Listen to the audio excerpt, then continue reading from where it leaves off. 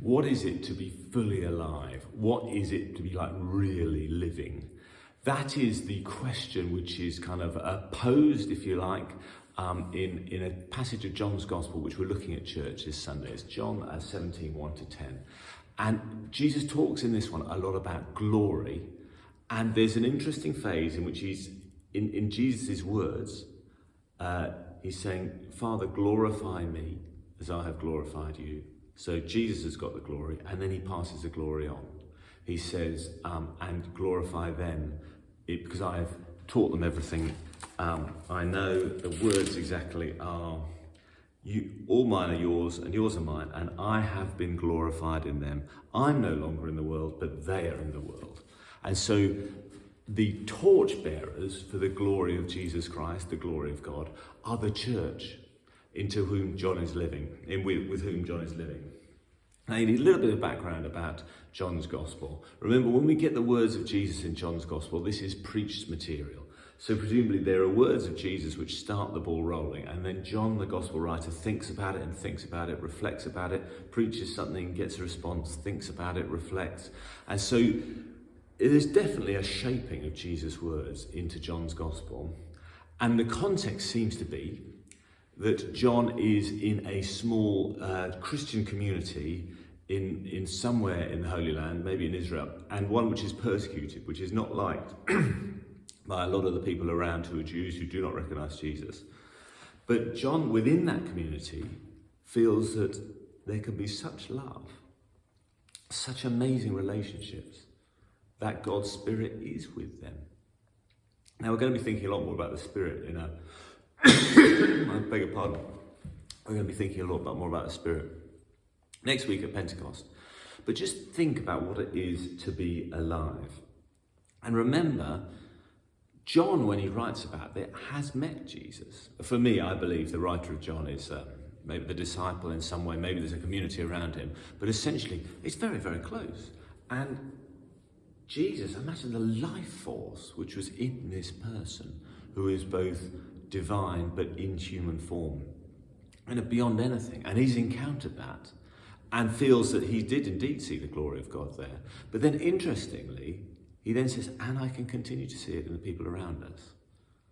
In this, if you like, the church. Now, we need a bit of humility about this, because on the one hand, we're saying, the glory of God is in the church all around us. Well, if you go to church on a Sunday, you might get a bit of the glory, but also there's some quite humdrum stuff. And I think, you have to say at some point, things do get diluted.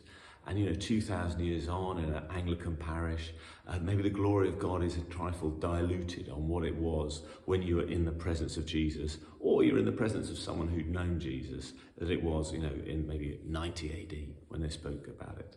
But we do believe as Christians that the glory of God can be found in humans. There's a famous quote from St. Irenaeus, which says, the glory of God is a human fully alive. Again, this is it's a translation difficulty. He's writing Latin. The Latin goes like this: Gloria Dei, homo vivens. Glory of God, Gloria Dei, homo is Homo sapiens, is a man, human, vivens. Vivens just means living. But there is a little bit more to it. It's kind of beyond breathing. It's like living. And so that's why I think they've put in the fully alive thing, is to translate that vivens is more than just the glory of God as a living human being. It's like living. But I think we can sort of recognize that, even if kind of the words maybe don't carry anything, we sort of know sometimes we are alive. You can feel it sometimes in sort of music, that people are kind of going through the motions sometimes, and that people are hitting the notes, but it's not got alive. And at other times it just kind of comes alive. I don't know what else to say. And relationships too. There can be people around us, but sometimes there's something special going along, and you're in a sort of different dimension. And even in church stuff as well. Sometimes you're here, you're in this space, and there is something more. There is something more that we can be in touch. The glory of God as a human being fully alive. Irenaeus is almost a meditation on this passage from John's Gospel, John 17. So what is it to be living, and what is it to not be living? There's a film, Shawshank Redemption, and he said, get busy living or get busy dying. I think all of this is sluicing around John's mind when he processes Jesus' words, because he really wants us to share in the glory of God. He utterly believes it's possible. And even with all the kind of like mediocrity of a kind of ordinary church, I think it is possible.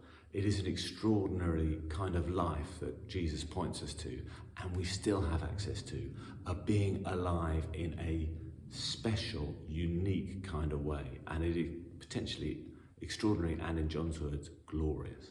Glorious.